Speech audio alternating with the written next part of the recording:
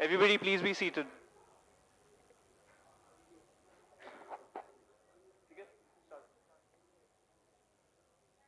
Hi, so welcome to the finals of the NALSAR IV, the first British Parliamentary Debate in India.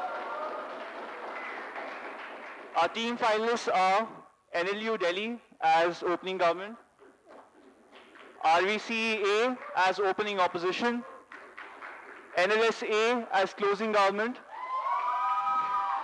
and RVCB as closing opposition. The motion for the debate today is this House would give the death penalty to convicted public officials in high-profile corruption cases. Our first speaker, I'd like to call upon the Prime Minister from NLU Delhi to speak now.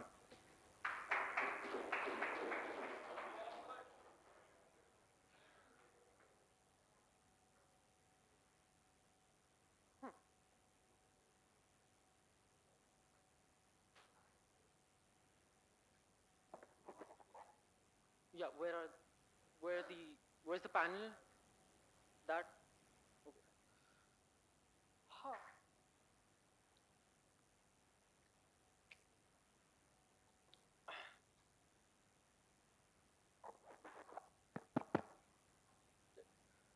With prior permission of the chair, who's the chair? Ah, perfect. Prior permission of the chair? Mr. Speaker, sir, when the Bhopal gas tragedy happened, when there was a fault in the Union Carbide plant, hundreds of thousands of people, Indian citizens, died, right? What happened as a consequence? They didn't just die. Their water was polluted. Their children still suffer from health problems till this date, ladies and gentlemen. Their agricultural land is rendered barren for decades to come as a consequence. And why did it happen? Why were there these faults in the Union Carbide plant? Because the public officials who were supposed to check the safeguards were bribed. And this has come out, this has been proved eventually, ladies and gentlemen. And we think that that is not something that we're willing to let happen again. Essentially, through the course of this debate, we're going to talk to you about two essential things. Why corruption is bad and why people are corrupt, and how such a move is actually going to counter the incentive to be corrupt in society today. The motion up for debate is that this House would give the death penalty to public officials in high-profile corruption cases, public officials being members of the institution of the state, be it political, judicial, or civil service, high-profile being involving a large amount of public funds or bribery in policy decisions or law enforcement or enforcement of state policy, ladies and gentlemen. Now, firstly, why are people corrupt? And this is something we're going to answer. We don't think that there aren't safeguards in place. We realize that there are. We realize there are disincentives, and this current process of law that does exist, we don't think that really is a part of this debate. They're corrupt, ladies and gentlemen, because they think they can get away with it. They make a value assessment of the risk and what they have to gain as a consequence if they undertake that risk. Let's say, and we don't think it's just a factor of how much risk there is, ladies and gentlemen. It's also what the consequence is when you actually fall into that risk. We think people do premeditate this when they are holding high public office, right? Now, we're not saying we're going to give them an easy way out. We think that if there's a 5% chance when you're cheating on a test, that you're going to get slapped on the wrist and someone's going to report it to your parents, you're more likely to cheat than if you're told that if you're caught cheating, we're going to castrate you, ladies and gentlemen. We think the consequences, they complement the probability of being caught. Not yet, sir, listen to me.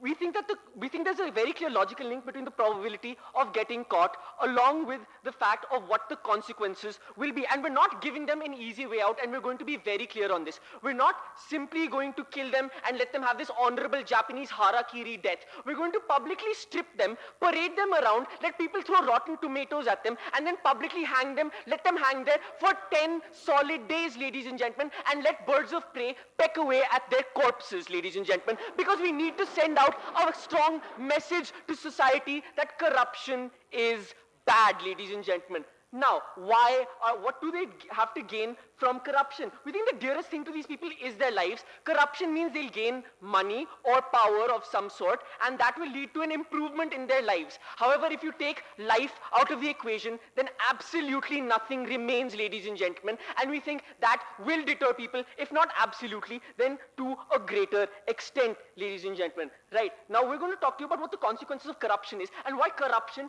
is so categorically bad, ladies and gentlemen. It's not simply someone taking money, because we think the moment someone takes money and does not fulfill their duty, or the moment someone squanders public funds, there's a huge chain of causation that is set up. If someone indulges in, say, the Bofors scandal, right, and they buy subgrade machine parts for their tanks in a minute, sir, subgrade machine parts for their tanks, they buy poor planes that aren't going to function that well in war, what is the potential consequence? You're going to lose the war, your soldiers are going to die, the sovereignty of your nation is going to be threatened because you wanted to make a quick buck. Closing. Now, when you have this entire parade, right, what do you think the public debate will be about? The public debate will be why you resorting to something so uncivilized in quote-unquote modern civilized society, which I'm going to come to in the rest of my speech. We're clever enough to preempt it. Right, now why death will deter, right? And we think that even the judiciary can be corrupt, and we think that's very important in this debate, right? The fact that people have to be convicted. We think there are accountability mechanisms even for the judiciary. It does get reported, but the big problem is most cases don't get reported. For those that do, we need to send out a positive message. We need it to deter as much as possible, ladies and gentlemen, and we think that's what we're going to do. We think institutions like WikiLeaks, and we already have legislations like the Whistleblower Act, protect inside informants. So we do think this information is going to come. We think it already comes under the status quo. The question is, what are we going to do when it happens? And we think even when the judiciary is corrupt, we've seen instances like Justice Dinakaran, like Justice Soumitra Sen in Calcutta, who have been convicted in corruption cases. Go.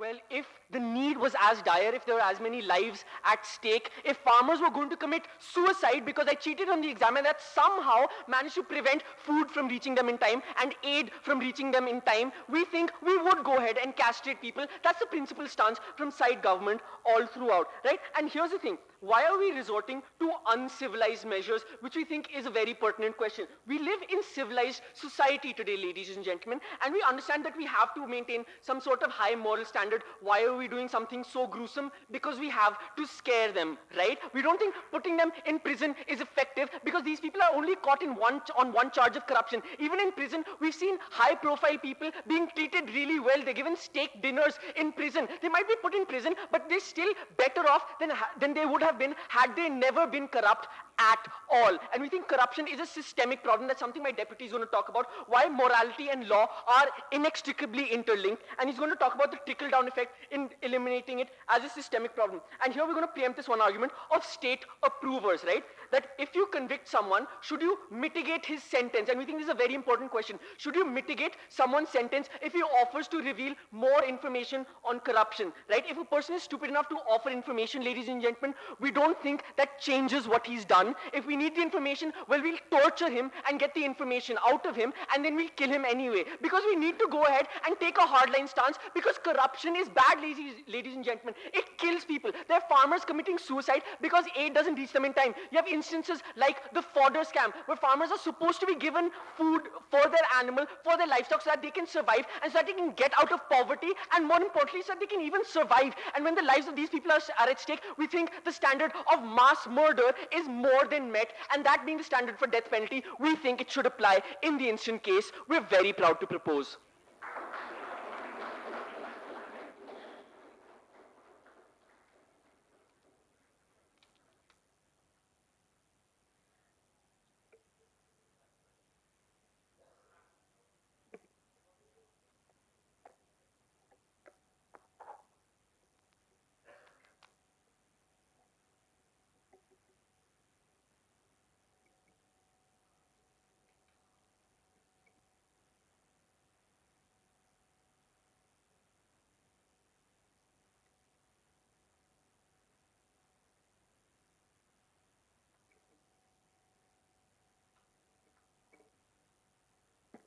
I'd now like to call upon the Leader of the Opposition.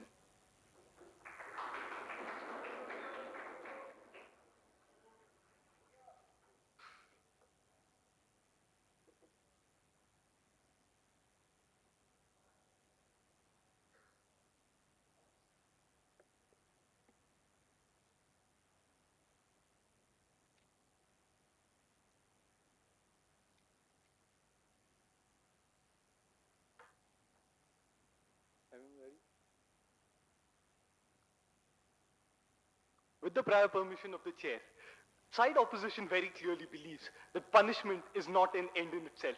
It's a mean to achieve a goal. So if you think that corruption is what you seek to end, we'll tell you why. On all the 5 theories of punishment that we are going to list, it does not fit in, ladies and gentlemen. Then we'll tell you why the idea of killing people for corruption is principally similar to the idea of corruption in that both tend to justify themselves with the very same arguments, ladies and gentlemen. And then we'll talk about how dignity in death, etc. are extremely important. Rebuttals first. They come out and tell you why are people corrupt. People are corrupt because they think that they can get away with it and that the consequences of punishment are rather less. We believe that the people are corrupt because they often and always think of the first level, ladies and gentlemen. The minute they know that they can get away with it, they go for it, ladies and gentlemen. And we believe that this is in no way being solved by them, ladies and gentlemen. Because of the consequences, you know that the minute you're caught, all the benefits that you accrued out of corruption will probably be reversed, ladies and gentlemen. So there's no incentive for you to probably be corrupt if you're going to be caught. But we think that's where it ends.